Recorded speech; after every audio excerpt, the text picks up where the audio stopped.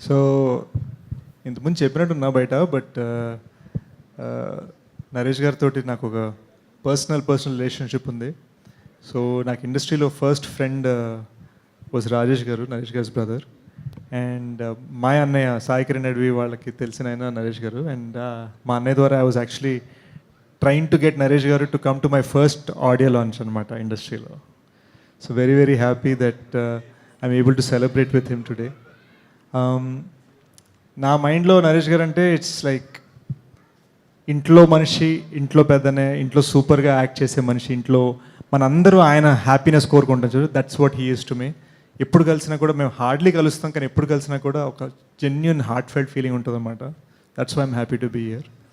Next మా most important మా గురు అబ్బు రవి గారు. ఎందుకు అక్కడ దాక్కుంటారు మీరు?